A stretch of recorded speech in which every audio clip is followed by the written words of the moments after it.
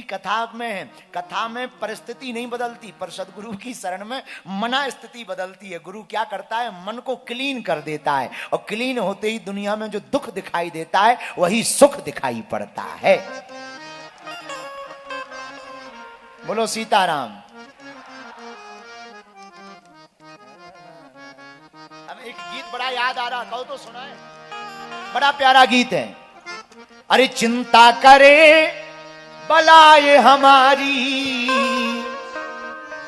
चिंता करे बलाए हमारी, इस माया जंजाल की।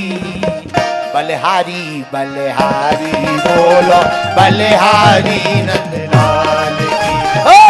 बलिहारी बलिहारी दोनों हाथ उठाकर, बलिहारी नंदलाल की। बलिहारी बलिहारी बोलो, बलिहारी नंदलाल की। बलिहारी बलिहारी बोलो, बलिहारी नंदलाल की। हम चिंता करे बलाए हमारी, हो चिंता करे बलाए हमारी, इस माया जंजाल की। कौन कौन अपनी चिंता नहीं करना चाहता है, प्रभु के भरोसे जीना चाहता? तो दोनों हाथ उठाकर ताली कौन बजाएगा? पड़ोसी, पीछे वाले, बलिहारी बलिहारी बोलो, बलिहारी नंदलाल की। बलिहारी बलिहारी बोलो, बलिहारी नंदलाल की। हरि बोल।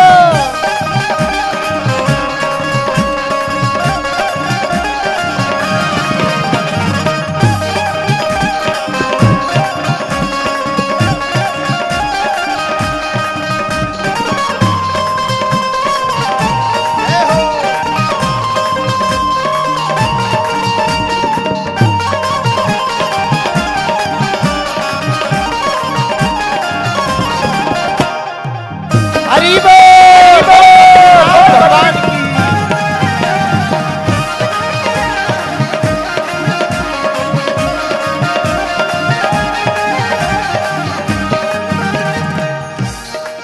अच्छा, चिंता क्यों नहीं है? जिस मालिक ने जन्म दिया है, अन्न वस्त्र भी वो देगा। जिस मालिक ने जन्म दिया है, अन्न वस्त्र भी वो देगा। जिस मालिक ने जन्म दिया है, अन्न वस्त्र भी वो देगा। जिस मालिक ने जन्म दिया है, अन्न वस्त्र भी वो देगा। सिर ढकने को छत भी देगा, खबर हमारी बोलेगा। खबर हमारी दोनों हाथ बोलेगा, उठाकर। खबर हमारी बोलेगा। महाराज, फिर हम क्या करें? भजन करो तुम निर्भय होकर, हो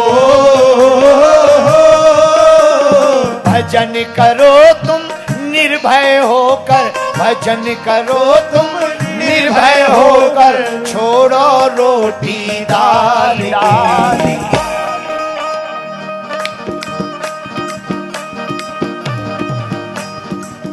पीछे वाले भी दोनों हाथ उठाइए, भजन करो तुम निर्भय होकर, भजन करो तुम निर्भय होकर, छोड़ो चिंता काल की।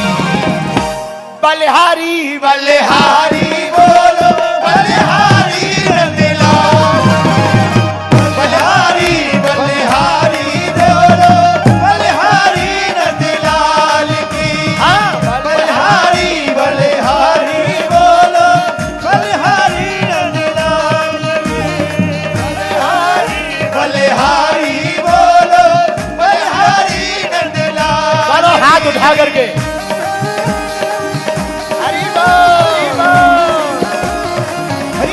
बद्रीनाथ भगवान की।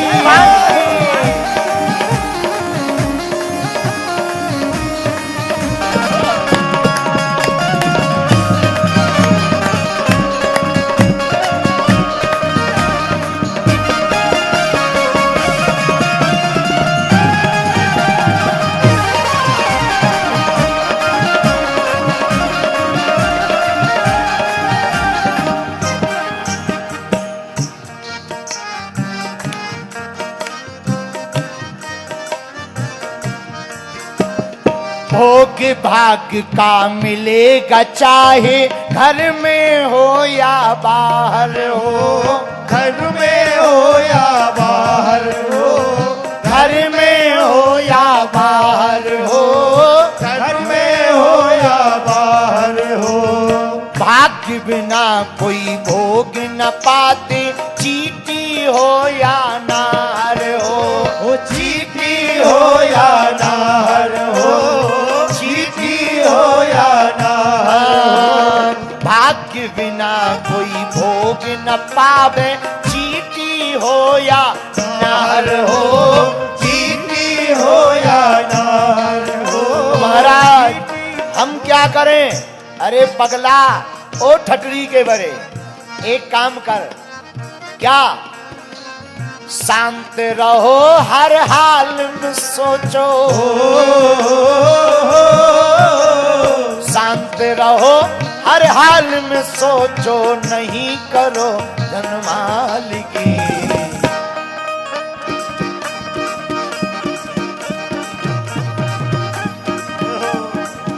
जो दोनों हाथ उठा के ताली नहीं बजाएगा, अगले जन्म में पड़ोसी बेकार मिलेगा। दोनों हाथ उठा करके शांत रहो हर हाल में इच्छा, शांत रहो हर हाल में इच्छा, नहीं करो धनमाल की।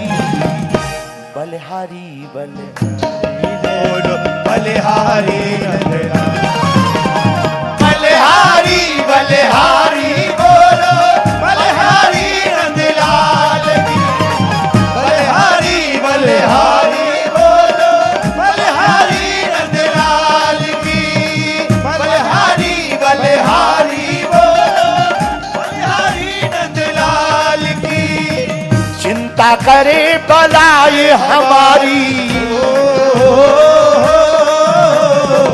चिंता करे बलाए हमारी, इस माया जंजाल की। बलिहारी बलिहारी बोलो बलिहारी नंदलाल की। बलिहारी बलिहारी बोलो बलिहारी नंदलाल की। बलिहारी बलिहारी बोलो बलिहारी नंदलाल की। बलिहारी बलिहारी बोलो बलिहारी नंदलाल। बलिहारी बलिहारी बोलो बलिहारी नंदलाल की।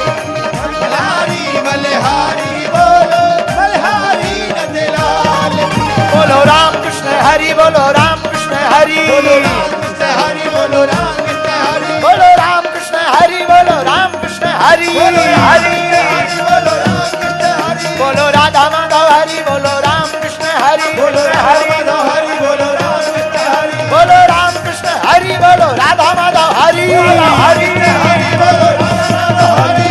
राम कृष्ण हरि, जय जय राम कृष्ण हरि, बोलो राम कृष्ण हरि, बोलो राम कृष्ण हरि। राम कृष्ण हरि, जय जय राम कृष्ण हरि हरि। बलिहारी बलिहारी बोलो बलिहारी नंदलाल। बलिहारी बलिहारी बोलो बलिहारी नंदलाल की। बलिहारी बलिहारी बोलो बलिहारी नंदलाल की। हाँ बलिहारी बलिहारी बोलो बलिहारी नंदलाल। बलिहारी बलिहारी बोलो बलिहारी नंदलाल की। रामचंद्र भगवान की। जय हो। अरे चिंता करे बलाए हमारी, चिंता करे बलाए हमारी, इस माया जंजाल की। बलिहारी बलिहारी बोलो बलिहारी नंदलाल की।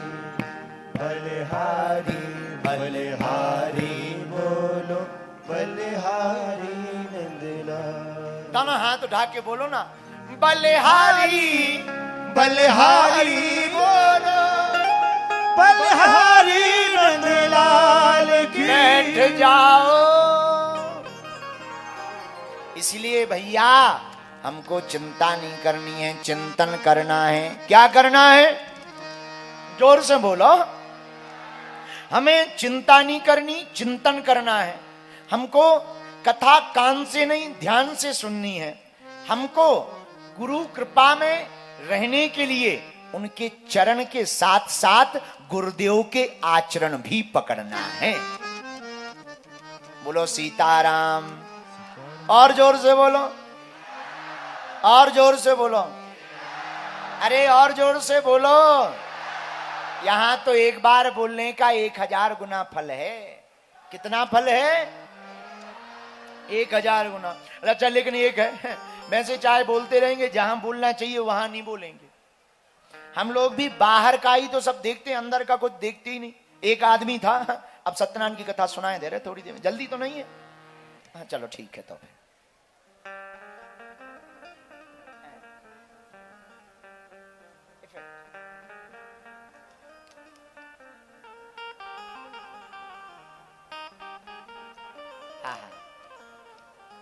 क्या उपाय?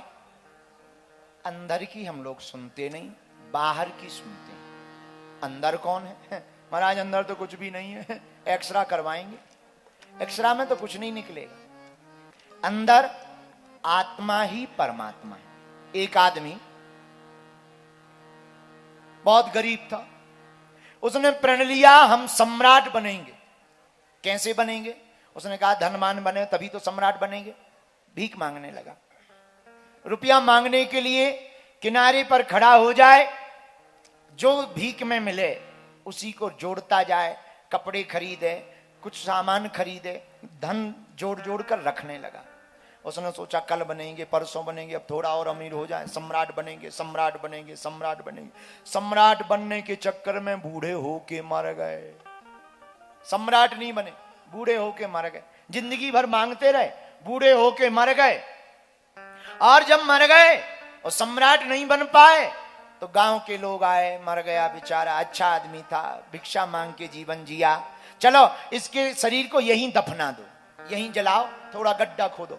जैसे ही गड्ढा खोदा तो जहां वो भीख मांगता था उसी के नीचे अपार सोने का ढेर मिला।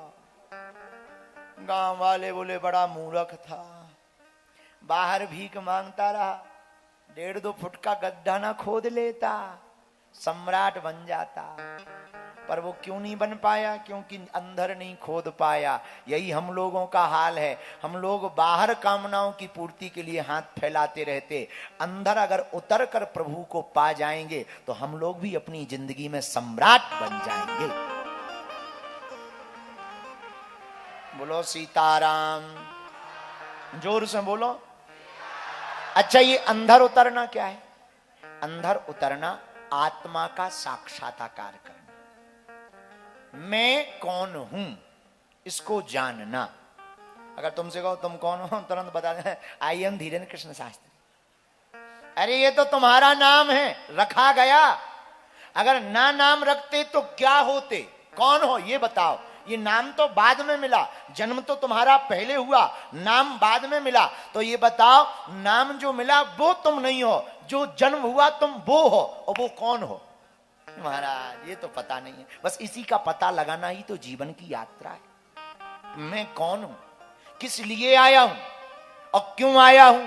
तो एक संत ने उत्तर दिया, जाति हमारी आत्मा, प्राण हमारो नाम, अलख हमारा इष्ट है, गगन हमारो ग्राम।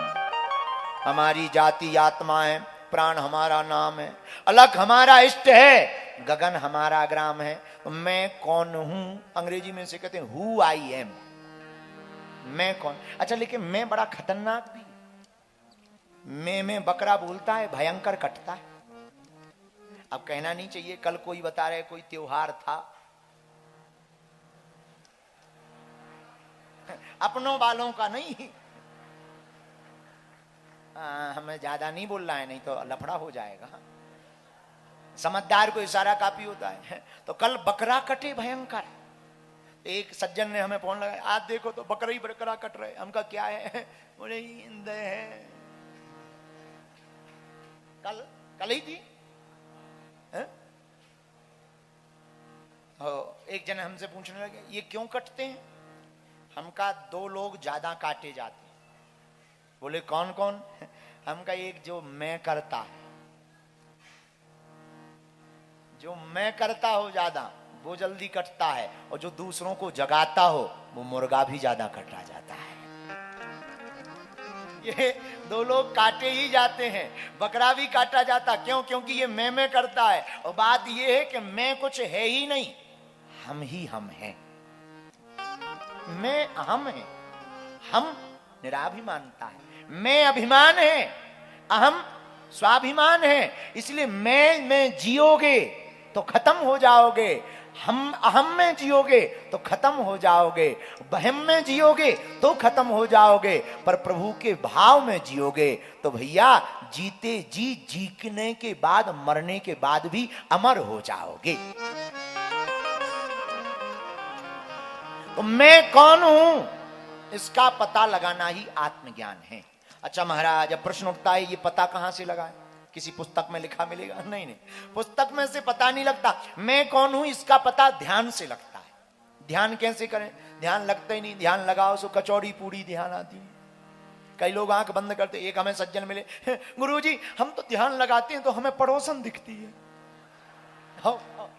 ऐसी भी मिले। हाँ, हम कहा फिर जय हो जय हो जय हो। हम कहा तुम ध्यान मत लगाओ फिर, तुम तो खुली आंखों से ही ध्यान लगा, तुम्हें बंद आंखों की जरूरत ही नहीं है। ऐसे भी कुछ लोग ध्यान लगा देते। अब हम कहे तुम्हें खुली आंखों से ही ठीक है, तुम ठटरी भराओ अपनी, जाओ तो यहां से। तो बताओ, ऐसे भी कुछ ध्यान। ध्यान क्या? आंख बंद कर लेना अंधेरा ध्यान नहीं है।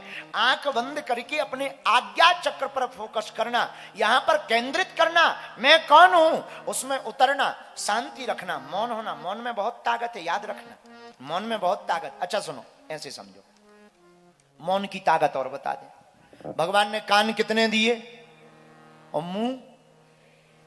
भगवान स्पष्ट कह रहे हैं सुनो ज्यादा, बोलो कम। सुनने को डबल इंजन है, बोलने को एक ही मशीन है। अच्छा, हम लोग उल्टे हैं, बोलते ज्यादा हैं, सुनते कम, उल्टा कर देते हैं। इसीलिए ध्यान में जाने के लिए पहले मौन हो। अच्छा, मौन वाणी भर से नहीं, मन से भी मौन। कुछ लोग वाणी से तो मौन हो जाते हैं, भीतर ही भीतर। एक हमारे साथ में पंडित जी रहते थे, तो उनकी आदत थी कि वो जब तक जप ना कर ले तब तक बोलते नहीं थे। अब वो भोजन में भी नहीं बोलते थे। तो 1-2 बार हमने देखा, पर वो बड़े खब्बा थे, खाने के बहुत शौकीन। हमारे बगल में बैठ गए तो पंगत में बैठे थे, भोजन में वो मुंह नहीं बोलते थे। रसगुल्ला है, हम कहे इन्हें मत देना, शुगर है, इन्हें मत देना, शुगर है। अब भी हमें ऐसे देखें जैसे हमने कर्जा ले लिया हो। अब वहां तो कुछ नहीं बोले, मौन है तो कुछ बोल नहीं सकते। अब खीर आई है, हम इन्हें मत दो, शुगर है, हाई है, अभी यहां से उठा के ले जाना पड़ेगा हॉस्पिटल, मर जाएंगे।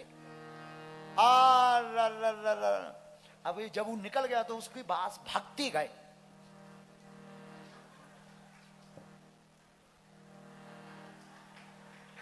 तो हमने धीरे से कहा इससे अच्छा तो बोला ही लो, जो इतने इशारे कर रहे हो, इससे अच्छा तो तुम बोला ही लो। तो ये मौन का मतलब वाणी से मौन होना मौन नहीं है, मन से मौन होना मौन है। हम रास्ते में आ रहे थे, हमारे साथ में आप बैठे थे, हम आपको बता रहे थे गाड़ी में कि घर में बाहर हिमालय में जाकर तपस्या करना, घर छोड़कर जाना सरल है, घर में पत्नी के ताने सुनकर भजन करना बड़ा कठिन है। घर से बाहर निकलकर तपस्या करना बिना पत्नी को छोड़ छाड़ कर, ये तो बहुत सरल है, पर घर में रहकर पत्नी के ताने प्रवचन सुनकर के भजन करना ये बहुत कठिन है। ये जिसने कर लिया समझो वही बढ़िया वाला सन्यासी है। सन्यासी तो नहीं, पर साधु तो कहा जाएगा, उच्च लेवल का साधु। हाँ, इसमें कोई संदेह नहीं है। तो भीड़ में एकांत होना सरल है, भीड़ में एकांत होना कठिन है। और एकांत में एकांत होना बड़ी बात नहीं है, भीड़ में तुम एकांत हो जाओ ये बहुत बड़ी बात है।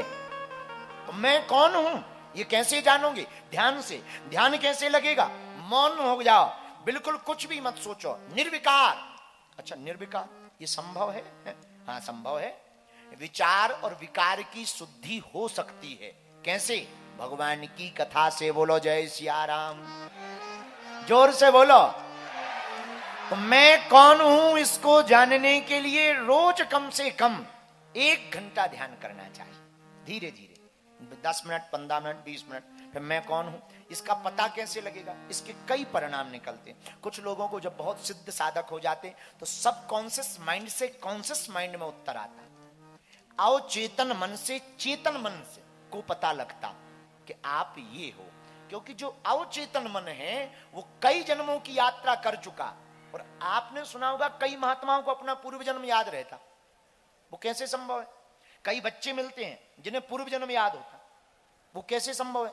उनका जो सबकॉन्शियस माइंड है, अनकॉन्शियस माइंड, सबकॉन्शियस माइंड है, जो अवचेतन मन है, उसमें हमारी प्रत्येक बात फीड हो रही, सेव हो रही है। कंप्यूटर के डाटा जैसा सेव हो रहा है। उसको जब कोई ध्यान के बल पर खंगालता है तो वो तुरंत वीडियो दिखा देता है कि आप पूर्व जन्म में ये थे, आपका काम ये है और आप इस काम के लिए इस पृथ्वी पर आए हो। बोलो सीताराम।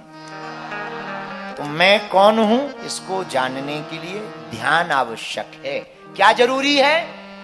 हनुमान जी के चित्र को रखो। अब ध्यान एक और मिली हमें। गुरुजी आंख बंद करते हैं, अंधेरा दिखता है, कुछ नहीं दिखता। हमने कहा अंधेरा तो दिखता है। हाँ अंधेरा तो दिखता है, ये तो दिखता है। देखो अंधेरे में जब भयंकर अंधेरा होता है तो कुछ नहीं दिखता, पर अंधेरा तो दिखता। भयंकर अंधेरे में कुछ नहीं दिखता पर अंधेरा तो दिखता है। लेकिन जिसे अंधेरा दिखेगा उसी को तो उजाला दिखेगा है? उसी को तो उजाला दिखेगा। जिसे अंधेरा दिखेगा उसी को उजाला दिखेगा। तो आंख बंद कर दी, अंधेरा दिख रहा, मतलब उजाला भी दिखेगा। कई लोग ऐसे हैं कि उन्हें तो अंधेरा ही नहीं दिखता, जिन्हें अंधेरा ही नहीं दिखता, अब उन्हें उजाला क्या खाक दिखेगा? तो भैया अंधेरे में कुछ नहीं दिखता पर अंधेरा तो दिखता है। वो अंधेरे को देखते रहिए, उजाला भी दिखेगा। क्योंकि जहां अंधेरा होगा वहीं शून्य में उजाला छिपा होगा, और जहां उजाला होगा वहीं शून्य में अंधेरा छिपा है।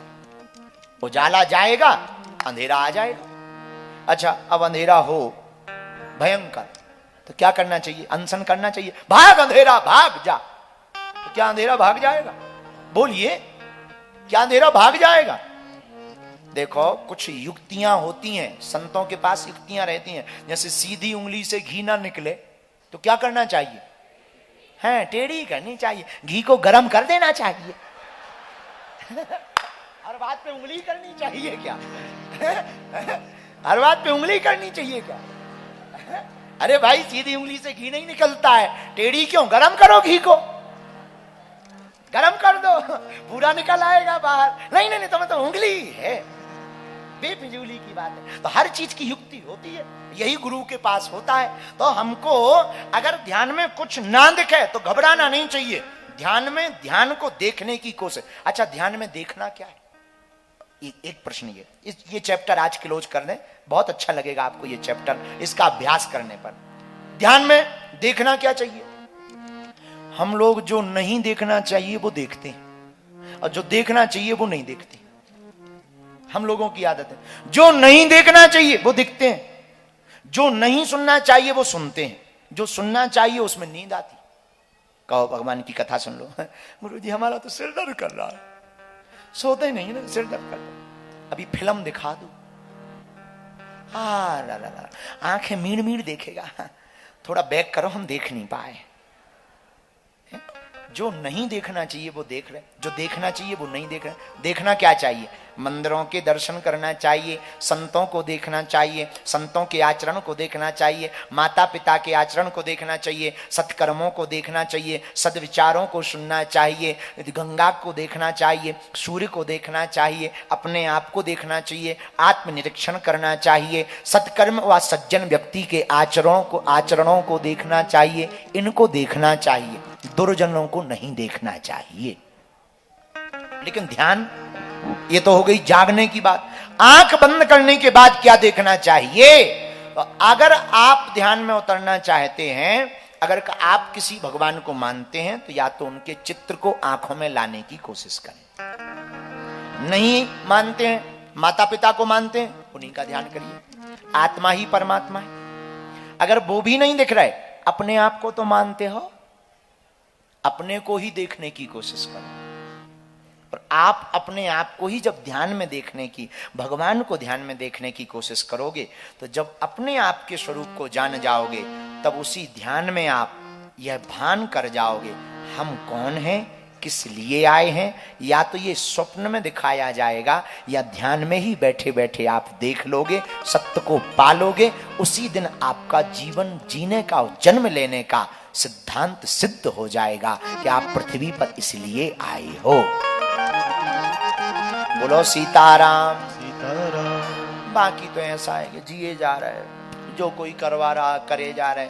हम लोगों को धर्म भी कर रहे, पता ही नहीं धर्म हो भी रहा कि नहीं हो रहा, कर रहे कि धर्म हो रहा। एक महात्मा ने अपने चेलों से कहा, परोपकार करो, परोपकार। परोपकार में गालियां भी मिले तो सुननी चाहिए। 3 शिष्य थे, तीनों गए, शाम को वापस आए। गुरुजी बोले कोई परोपकार किया? हाँ गुरुजी। क्या किया? हमने एक बूढ़ी माताजी को रोड पार करवाया। बहुत अच्छा, बहुत अच्छा। दूसरे से पूछा, तुमने परोपकार किया? हाँ गुरुजी। क्या? हमने भी उसी बूढ़ी माताजी को रोड पार करवाया। सामान होगा, गुरुजी ने सोचा सामान होगा, तो 2 लोग लग गए।